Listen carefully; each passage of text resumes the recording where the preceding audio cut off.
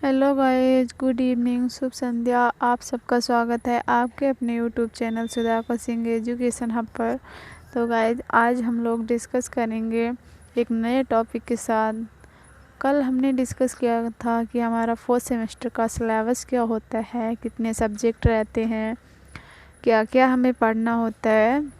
तो उस बारे में हमने कल डिस्कस किया था। तो आज हम लोग डिस्कस करेंगे एक नए टॉपिक के साथ। नया टॉपिक जो है वो है हमारा द्वितीय प्रश्न पत्र शैक्षिक प्रबंधन एवं प्रशासन। उससे टॉपिक फर्स्ट है। तो आज हम लोग उस बारे में डिस्कस करेंगे और जानेंगे द्वितीय प्रश्न पत्र के अंतर्गत ये हमारा फर्स्ट टॉपिक क्या है। तो गाइस, आप लोगों से इतना ज़रूर कहना है कि आप हमारे साथ साथ अपने नोट्स भी प्रिपेयर करते रहिए, क्योंकि जो हम पढ़ते हैं उसको अगर लिख लेते हैं तो हमारे दिमाग में अच्छी तरह से सेट हो जाता है। तो बस इतना ही कहना आपसे, और शेयर भी कीजिएगा ताकि सभी प्रशिक्षु इसका लाभ भी उठा सकें, सभी लोग वीडियो देख सकें। तो हम लोग देखते हैं हमारा द्वितीय प्रश्न पत्र जो है शैक्षिक प्रबंधन, और उसके अंतर्गत जो हमारा टॉपिक है वो है संस्थागत नियोजन एवं प्रबंधन। संस्थागत नियोजन एवं प्रबंधन। तो ये संस्थागत नियोजन क्या होता है, इसका अर्थ क्या होता है, इसके कार्य क्या होते हैं, इसकी आवश्यकताएं क्या होती हैं, इसका महत्व क्या होता है, आज हम लोग इस बारे में जानेंगे। तो इसका मतलब institutional planning and management, meaning, needs and importance, यानी कि संस्थागत नियोजन एंड प्रबंधन कार्य, मीनिंग, नीड्स एंड इम्पोर्टेंस। अर्थ क्या है, इसकी आवश्यकता क्या है, इसका महत्व क्या है, आज हम लोग इस बारे में जानेंगे। तो गाइस, जो सबसे पहले हम देखते हैं संस्थागत नियोजन क्या होता है, इसका अर्थ क्या होता है। संस्थागत नियोजन क्या होता है, इसका अर्थ क्या है, तो आज हम लोग देखते हैं सबसे पहले संस्थागत नियोजन। ये जो होता है संस्थागत नियोजन शिक्षा के क्षेत्र में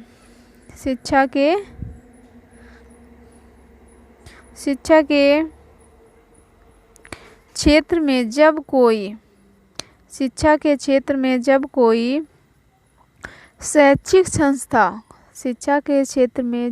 शैक्षिक संस्था अपने उद्देश्यों मतलब जो उसके लक्ष्य होते हैं उद्देश्यों की पूर्ति करने के लिए उन्नत मतलब आगे बढ़े, अग्रसर हो, विकास और इसका विकास भी हो एवं सफल भी बने, इसी का संचालन करने के लिए जो योजनाएं बनाई जाती हैं, यानी कि जो योजनाएं बनाती हैं, तो ये योजनाएं ही संस्थागत नियोजन कहलाती हैं। तो हम लोग सीधे से लैंग्वेज में समझेंगे। अगर ये संस्थागत नियोजन लिखा है, अगर इसका आगे जो नी लिखा है इसको हटा दें। अगर नी को हमने हटा दिया तो हमें क्या मिला, योजन।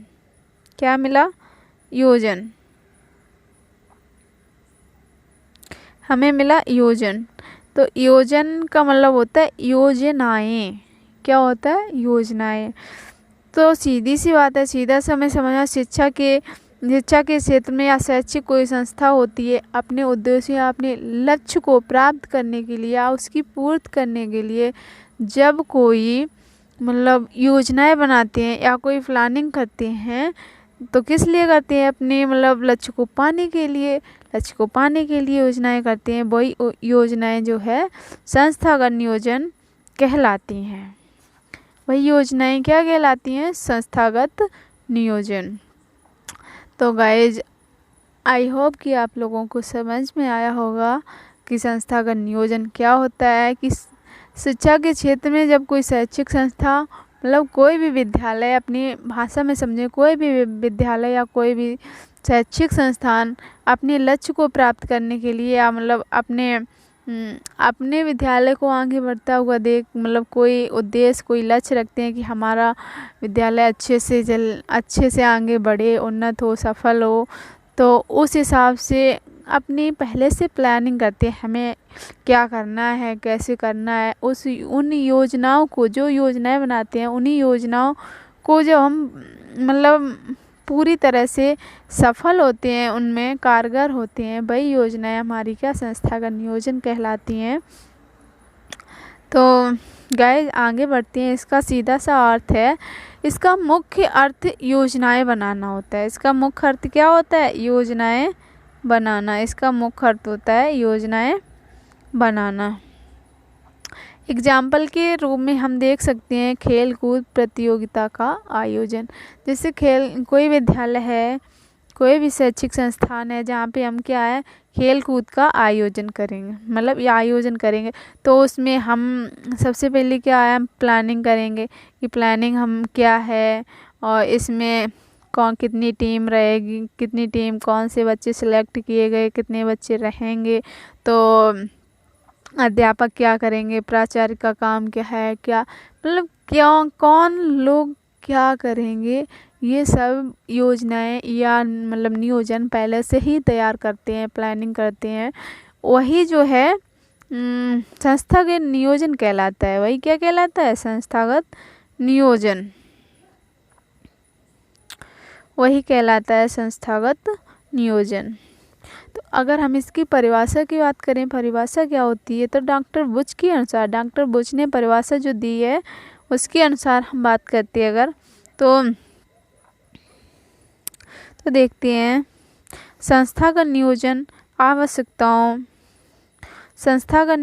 आवश्यकताओं और उपलब्ध साधनों के आधार पर निर्मित किसी शैक्षिक संस्था का विकास की योजना है।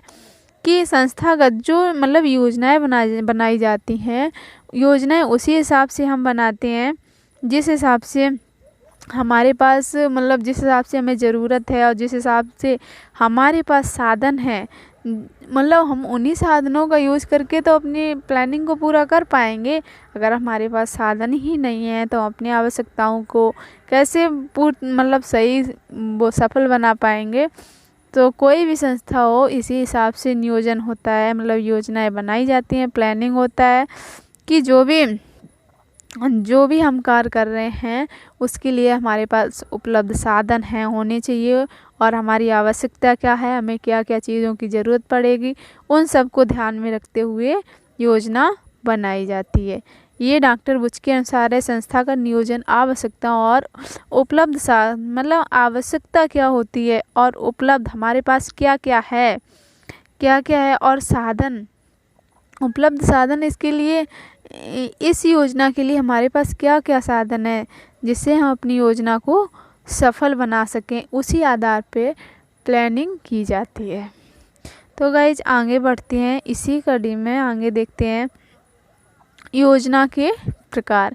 योजना के प्रकार क्या होते हैं? योजना के प्रकार, संस्थागत योजना के प्रकार दो होते हैं। कितने होते हैं? दो कौन कौन सी? केंद्रीकृत योजना, संस्थागत योजना। कितनी योजनाएं? 2 योजनाएं होती हैं, केंद्रीकृत योजना, संस्थागत योजना। तो गाइज हम लोग बात करेंगे केंद्रीकृत योजना क्या होती है। केंद्रीकृत योजना के अंतर्गत समस्त संस्थाओं के लिए एक योजना केंद्रीय स्तर पर बना ली जाती है।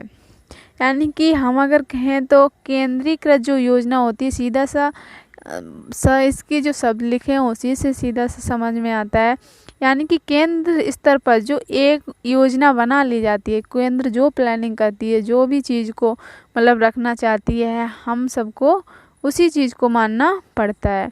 तो इसमें वही है, केंद्रीकृत योजना के अंतर्गत समस्त संस्थाओं के लिए एक योजना केंद्र स्तर पर बना ली जाती है, फिर उसे विभिन्न क्रमबद्ध संस्थाओं के माध्यम से शैक्षिक संस्थाओं में पहुंचाया जाता है। यानी कि जो केंद्र स्तर पर जो कोई भी एक मतलब योजना तैयार की जाती है, कुछ भी मतलब अपने अनुसार वो रखते हैं, तो वही जो है सभी को पालन करना पड़ता है, उसी को जितनी भी शैक्षिक संस्थाएं हैं जो भी हैं उन सबको वो मानना पड़ता है।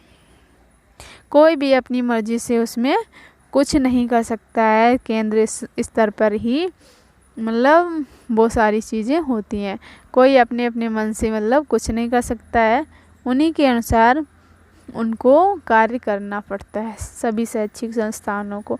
दूसरा हम लोग देखते हैं संस्थागत योजना। दूसरा क्या है? संस्थागत योजना। संस्थागत योजना क्या है? इस प्रकार का नियोजन, मतलब इस प्रकार की योजना अधिक प्रभावी होता है। जो संस्था की तरफ से कोई भी विद्यालय है वो स्वयं अपनी जब कोई योजना निकालता है, कोई नियम निकालता है, मतलब कुछ ऐसे नियम निकालता है जिससे वो प्रभाव अच्छा, मतलब उसका रिजल्ट अच्छा आ सके, इस प्रकार का नियोजन अधिक प्रभावी होता है, क्योंकि इनमें विद्यालय की स्वानुभूत, मतलब स्वयं का जो उनका होता है अपनी इच्छा के अनुसार किस तरह से वो सफल हो सकते हैं, क्या चीज़ें उनके पास हैं क्या नहीं, उन सब चीज़ों को वो मतलब नज़र रखते हुए और अपना नया कोई भी रूल नियम निकालते हैं, उसे फॉलो करते हैं, चलवाते हैं, तो वो ज़्यादा प्रभावी होता है, क्योंकि वो अपनी आवश्यकताओं के अनुसार ही तो निकालते हैं ना। इस प्रकार का नियोजन अधिक प्रभावी होता है क्योंकि इनमें विद्यालय की स्वानुभूत, स्वयं की इच्छा, आवश्यकताओं, जो उनकी ज़रूरतें होती हैं उपलब्ध, जो उनके पास उपलब्ध साधन होते हैं, तथा विकास की संभावनाओं, विकास की जो मतलब विकास कैसे हो सके उन संभावनाओं को नज़र में रखा जाता है, मतलब नज़र में रखते हैं कि कैसे विकास हो सके। यह नियोजन विद्यालय स्तर पर ही होता है। विद्यालय स्तर पे जो भी मतलब होते हैं प्रबंधक और जो भी होते हैं प्रिंसिपल वगैरह, वो मतलब सब लोग अपने आप विद्यालय की तरफ से ये तैयार किया जाता है कि कैसे हमारा विद्यालय विकास की ओर अग्रसर होगा।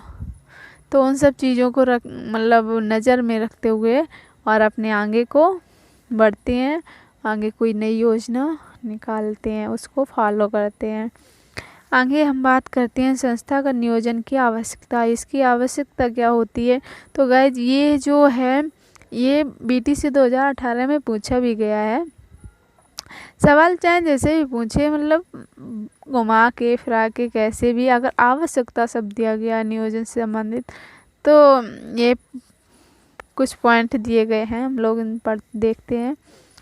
आगे दिया गया है संस्था के लक्ष्यों के निर्धारण में सहायता मिलती है। संस्था के जो लक्ष्य होते हैं उनका हम निर्धारण करते हैं तो उसमें क्या सहायता मिलती है। और आगे देखते हैं समस्याओं व कठिनाइयों की पहचान कर उन्हें दूर करने में सहायता मिलती है। यानी कि जो भी समस्याएं आ रही हैं, जो भी कठिनाइयां आ रही हैं, उन्हें समझकर और देखकर फिर उन्हें दूर करने में हमें क्या सहायता मिलती है। आगे समय धन श्रम की बचत। इससे क्या होता है, जैसे हम प्लानिंग कर लेते हैं पहले से ही तो हमारा समय भी बचता है, तो हम टाइम टू टाइम जैसे प्लानिंग है वैसे सीरियल बाय सीरियल वो काम करते रहते हैं। और धन हमारा मतलब धन भी कम खर्च होता है, श्रम मेहनत भी कम पड़ती है और बचत भी होती है। ठीक है, ये सारी चीज़ें समय धन श्रम की बचत होती है। और देखिए आगे इसमें छात्रों, अध्यापकों तथा प्राचार्यों की भूमिका को निश्चित किया जाता है।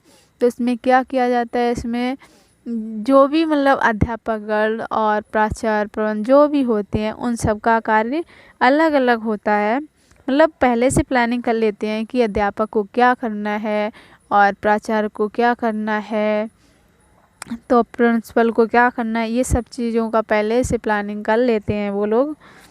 ठीक है,